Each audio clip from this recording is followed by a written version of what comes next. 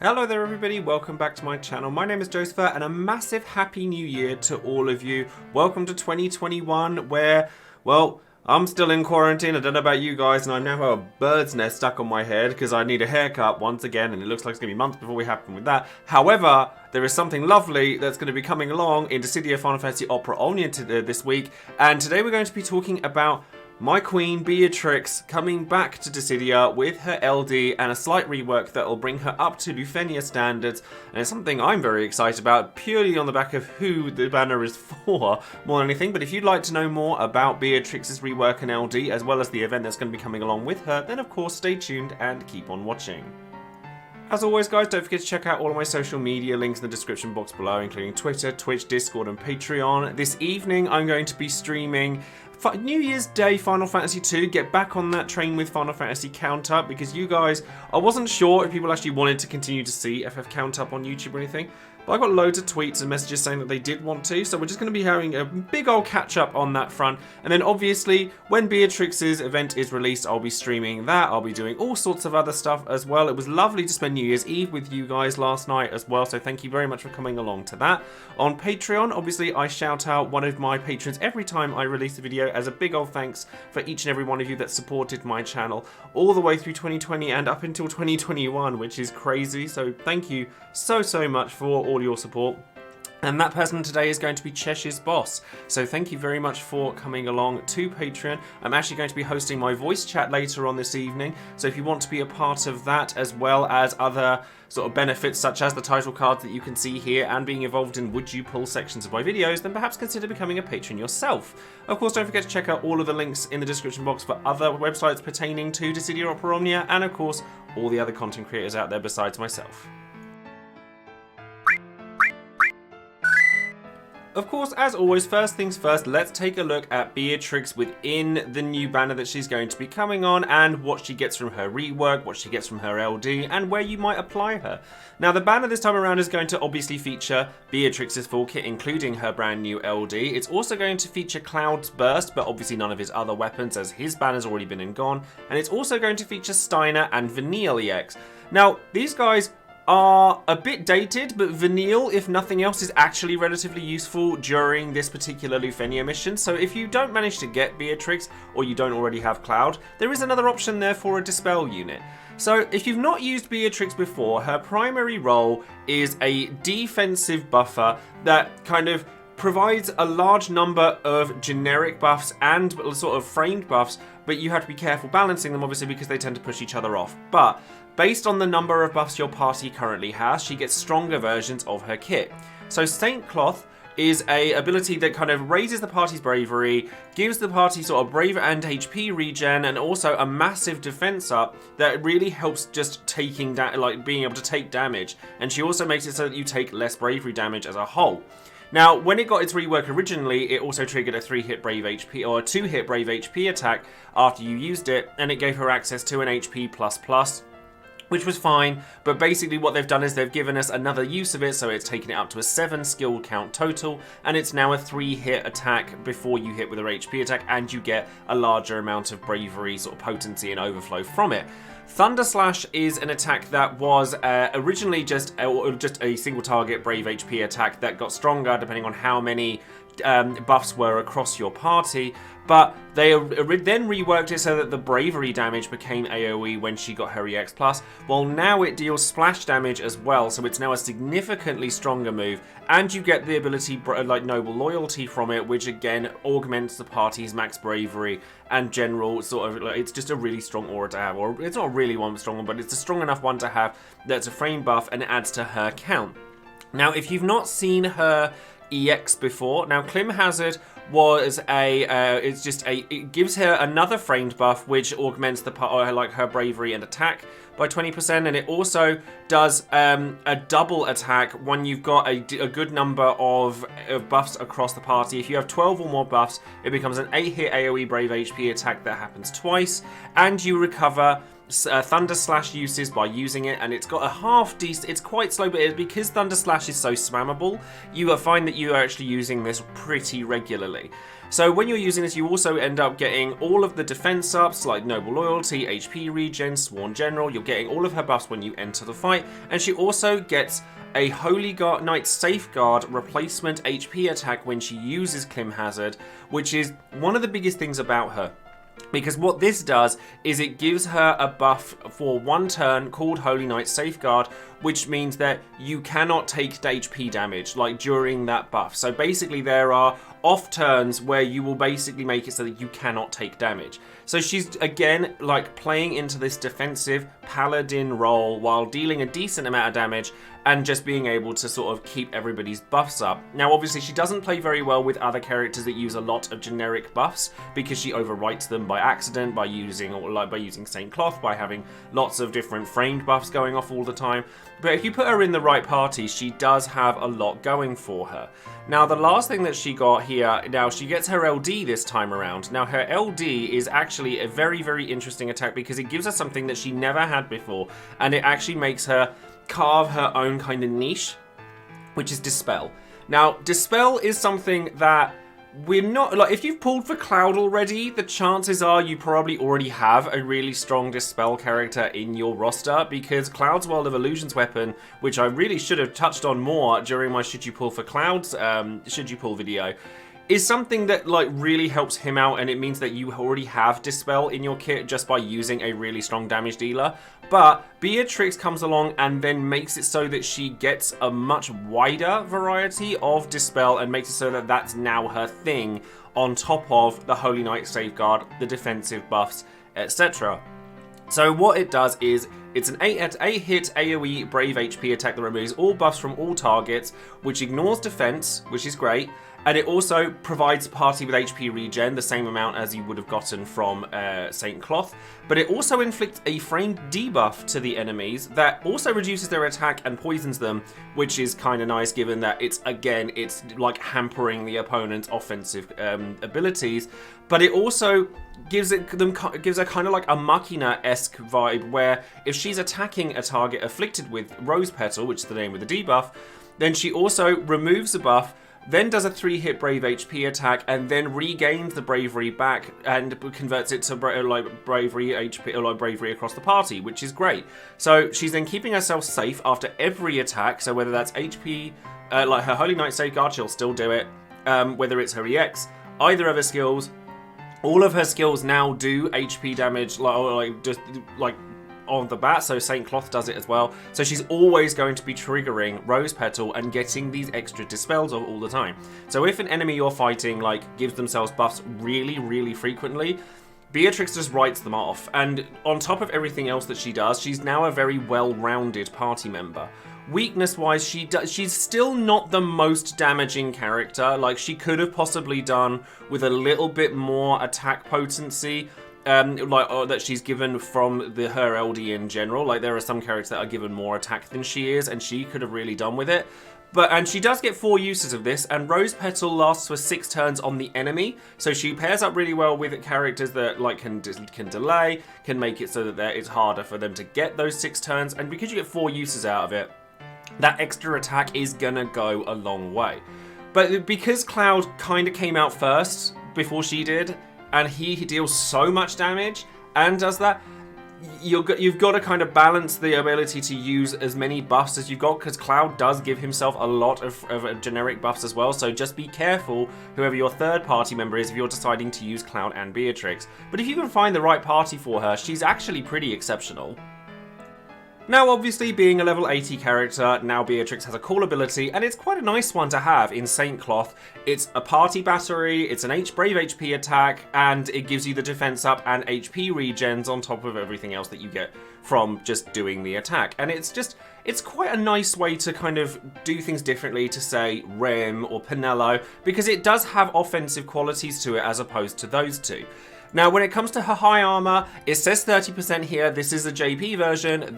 For us, it's only 5%. It's the encouragement keystone for high armor, which generally I avoid like the plague. Like, Gladio is a ridiculous character, and I didn't buy it for him, so honestly, I'm not going to be buying it for Beatrix, despite the fact that I love her as much as I do. Now, when it comes to, like, with artifacts, it's really obvious here. Like, attack 108, she needs as much attack as she's going to get, particularly after now she's got a follow-up attack on all of her stuff, and then she has a C50 that boosts the party's attack and defense, and it boosts attack, so you're definitely going to want this as well. Now, you guys all know how much I love Beatrix, but for those of you who are looking for a character to, like, not necessarily have to go in for, the combination of Rude and Cloud being the characters that came before Beatrix does lessen her viability. Not that she's bad in any way, she's actually really, really good. But because a lot of people have pulled really heavily on both Rude and Cloud, if you need a place that you've got to recuperate resources, unless you really love her, like I do, or you really want to take advantage of the Dispel and the HP plus replacement she gets from her EX, there is a lot of things that you could do without Beatrix. So now it's time to take a look at the event that's going to be coming along with Beatrix, which is her Lost Chapter, and the Lufenia that's going to arrive with it. Now, we've faced the Marilith Glorias before, obviously with Beatrix's first event, with global exclusive stuff, and then again with her EX Plus coming out and stuff like that, but this time around, obviously, it's a Lufenia mission, which means they have an orb coming up. Now, the orb doesn't actually start the fight. It starts at about 70% HP, or just as you hit them below 70% HP, and then it's got 15 turns before it goes off, so you really need to keep on top of the orb as best you can, and it's going to stay until they die. Now, the way that you get around the orb is that you have to dispel one of their buffs. So you need to make sure that you have at least one character in your party that can do that. Although I have seen clears, and quite a few of them as well, that have used just insanely powerful characters like Lightning and Charlotta as a duo, because obviously if there's a debuff version, they're going to buff over it, so Kurosami's not going to be quite so good here. And then bringing a friend Cloud unit, so that he can just do the dispels and keep on top of the orbs that way, because he's relatively slow, and therefore you're not going to run out of the friend turns too quickly, so it is an option for you. But every time you dispel a buff from them, it's going to increase the turn count by 10, or the orb count by 10. Now, the first thing you'll notice when looking at Rem and Tombury troops' little infographics here is that they are very heavily resistant to dark damage, so you definitely don't want to be bringing any dark-based characters along with you. They're also immune to HP attack disable, so no Kefka, no Arciela, once again, although you can bring other characters like Edward if you wanted to. They can get around things that way, or Reno. There are ways around these guys' attacks, because their attacks are actually very strong. Now, this comes back to when we faced Marilith Gloria before. When they get their recast attack off, the Kakara of effacement, I will say, forgive me if I've butchered that completely, but it's actually like a massive brave gain and then an AoE brave HP, so you're needing to make sure you are prepared for this, and obviously Beatrix is going to be perfect for it because she is such a defensive powerhouse. She's going to make it so that you take less bravery damage and therefore less HP damage in the process, and you've got attack down in a kit. This is why Steiner's in there. You've got attack down. You want to try and keep on top of their stats as best you can. And Dispel's going to be mandatory anyway, despite the orb, because they put these massive buffs on them at HP thresholds, which will give you the opportunity to then Dispel them. However, because Beatrix's LD dispels everything all at once, you've then not got any buffs left to Dispel if you get rid of them all at the same time. So you have to be careful when you use that. Cloud is arguably actually better at being a Dispeller for this particular mission than Beatrix herself, just because all of Cloud's Dispels come off of one at a time, and they come off of all of his attacks because his World of Illusions weapons give him the ability to dispel anything as long as he's critting something with an ability. So you've got loads of opportunities to just take the debuff or the buffs off one by one, and then that orb isn't going to go anywhere. You can also use Rude, you can also use Gladio because they're just tanky characters, they're going to keep you healthy, you're going to be able to get on top of that. And then if you are taking a friend unit with you that is going to do the Dispel, I can't think of a better unit to take than Cloud personally because of his ability to bring the Dispel, bring the damage. You've got a lot there to look forward to. You could also bring, if you've got Dispel in your kit, you can bring a Mid-Italian to stop them from getting turns or anything like that, or even Lightning so that you've just got this massive damage phase. Honestly, Lufenias at this point aren't quite as difficult as they had been last month, even if my Cloud Clear made it look that way due to the fact that I had that horrendous crash. Hopefully that doesn't happen again for Beatrix, but honestly this one's not as bad as you'd think. So now we come to the big question of the video, should you be pulling for Beatrix? Now this is going to be quite a split down the middle decision because personally Beatrix is one of my favourite characters in the franchise, and I know there are a lot of people out there that really love her, and she's actually great in this game. Like, she's a defensive powerhouse, she's kind of got a little bit of Cloud, a little bit of Rude, a little bit of Gladio, like she's got decent enough damage, she's got the Mass Dispel, she's got follow-up attacks, so she's got multiple HP dumps in her kit, she's got obviously healing through Saint Cloth, HP regens and her C65, and then obviously she has what Gladio has in her HP replacement, or Holy Knight's Protection from her EX, and she's just got a little bit of everything. She's kind of got like she's a jack of all trades but master of none in the defensive sort of role pool, as it were. But the trouble with her is that buff management. You've got to be able to make sure you know who you're going to use her with so that you don't start overwriting buffs here, there and everywhere and things end up a mess. But that combination of Mass Dispel, she also regenerates her skills through her EX as well. I forget that as well. She has the HP regen. She's got all of these nice buffs. She can do a lot by herself. So she does open up some more unique sort of team compositions for those of you that don't necessarily want to use Cloud. But if you're happy with splitting those roles up, like if you've got Cloud and Rude and Gladio, you don't really need Beatrix. She does what they all do to a lesser extent all in one unit, but she doesn't excel like they do. Like Gladio has 3 turns of the perfect protection, which gets rid of your bravery damage as well as your HP damage. You know, Cloud does insane amounts of damage on top of his dispel capabilities. Rude constantly keeps people at full health and full bravery like the entire time he's on the board. Beatrix doesn't do any of that on her own, but she does do a little bit of all of it, and she is a great character still. But if your resources have been spent on the last 2 banners, namely Rude and Cloud, then you could use this as an opportunity to save for Ramza. Like, you don't have to have her, and in honesty, if you have Cloud, you have a unit that's probably better for Lufenia than she is. Suffice to say, I'm going to be pulling for Beatrix because I love her and I want her babies, but you don't have to pull for her if you don't want to.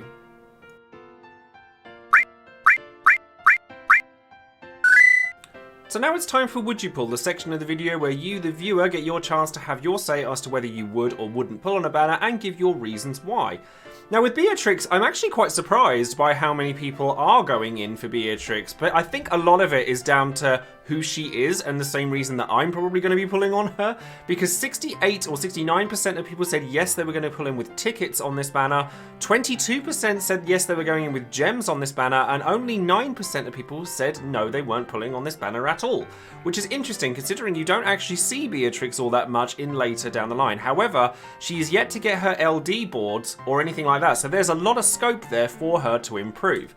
Now, going over some of the things that people have said, Grayson Snyder says, tickets all the way, I really like Beatrix as a character and another Dispeller can't hurt. I just need her LD, so hopefully she's nicer to me than Reno, 491 tickets. Honestly, I'm in the same boat as you. The last time Beatrix came out, when I pulled for her, this was before pities were a thing. She is still to date, I think, the worst. No, actually, no, Noctis overtook her.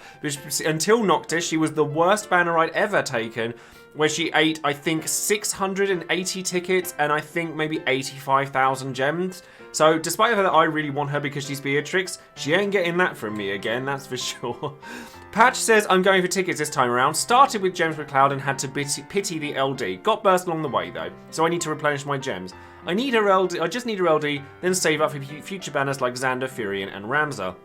So yeah, she's a very popular character, but she is an opportunity to save if you've already got Cloud's Burst. If you want a good opportunity to get that though, then there is a great opportunity for you to do so here, and I'm personally kind of hoping for it on this banner, purely because I spent quite as much as I did on Cloud's banner before, and I didn't get it. Unless If says, I like the idea of having a fully built Beatrix, but I'm not going to be upset if I spend 100 or so tickets after the free pull and don't get her LD. She's not a favourite anyway, and it peeves me that her skill is called Saint Cloth and not Saint Cross, you and me both. Already got Cloud's Burst before I got the LD on his own banner, so no need to go overboard. Yeah, I mean, that's something that I actually wanted to touch on. And the reason I chose this particular comment is because if you spend tickets and don't get it, then it is okay. Like, I mean, I've fallen prey to this many times myself. I did it with Cloud, where I've used tickets and I was like, oh, I'll be okay if I don't get it with tickets, and then I'm totally not okay with it and I end up using gems. But just try to remember that no one character is ever mandatory, and do as I say, not as I do. Sad Panda finally says, I do really want her LD as I have her MLB'd, and having a good Dispel unit is fantastic. If Cloud didn't have Dispel 2, I might be willing to spend more, but as it is, I'm going to try and limit myself to 100 tickets. So yes, while it seems like the general consensus is that they're going to be putting something into Beatrix, it does seem like more people are kind of like chancing it with her than going all in. So that's going to be the end of today's video. Let me know in the comments below whether you plan to pull for Beatrix or whether you plan to skip her, or what your reasons are as to why you are or aren't going to be pulling on this banner. A big thank you to all of my patrons for giving me their thoughts on the banner and whether they are or aren't pulling on the banner as well. And that's going to be it from me. So don't forget to like the video, subscribe to the channel, and click that bell for notifications on any future videos I might be making. And I will see you guys in the next one. So thanks very much, and I'll see you soon. Take care.